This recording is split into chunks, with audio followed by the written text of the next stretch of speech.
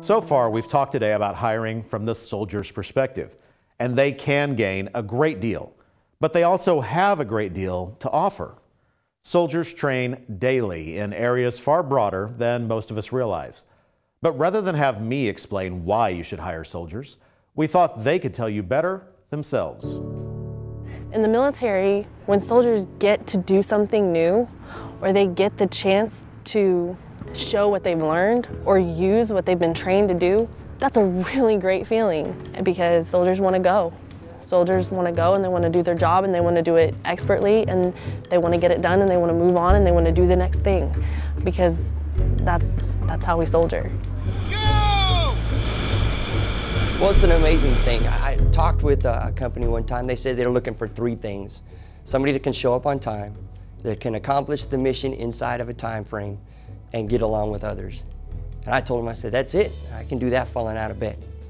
Because our soldiers are that. They're disciplined, they're accountable, they have attention to detail, and this is my junior level from specialists and below. Those soldiers come in here and they are just ready to get after it.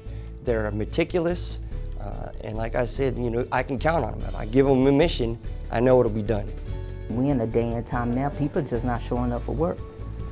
So for you to have someone that sort of, you can, you know, draw the reins and bring people back in and set the standard in the office, it makes for a better workplace. I know that I get frustrated when I'm not challenged, and that's a problem that I have come across with just about every job that I've had, is I'm like, I can be more, I can do more, I know how to do this, let me do this.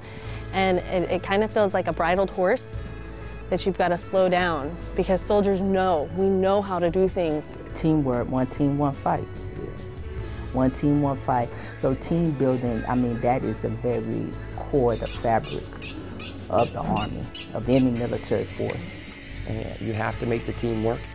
You learn how to lead, and leadership is a foundation for our units.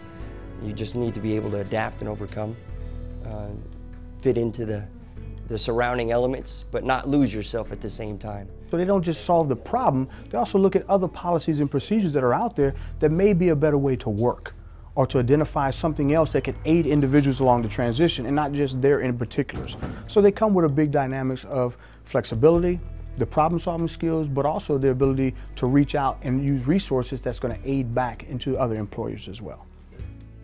So every soldier who comes out of the Army has done a PowerPoint. Every soldier who comes out of the Army has done stuff on Microsoft Word and Excel, so they have hands-on experience on office environment work that they don't even realize. So I get a lot of soldiers who come into my office and they say, Missy, I only know how to blow things up. And I'm like, no, no, no, no, no, no. You know how to do many other things. So you're getting someone who understands different leadership styles. You're getting someone that understands different personality types. In the Army, people come from everywhere. And we have to learn how to work with all different kinds of people, different nationalities, different races, different skin color, you know, hair color, eye color, whatever. And you have to learn to work in that realm. Well, diversity is a huge benefit, and we do it every day through classes and knowledge and teaching.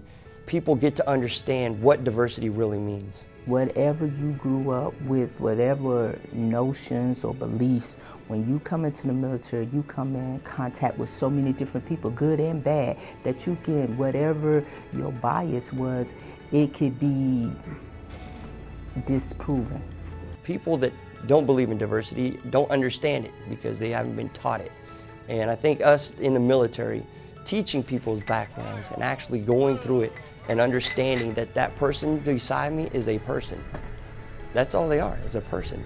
And all I ask them to do is to have my back. I got their 6, they got my 6. Ready, drop!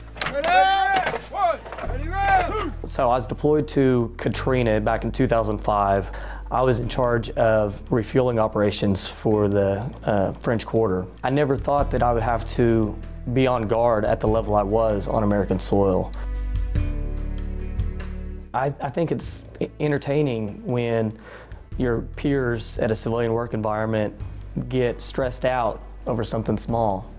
I can look at it, laugh, and say nobody got shot, nobody lost an eye, They're going to be back tomorrow. Let's move on, figure out a way to get through this problem. It's not that bad.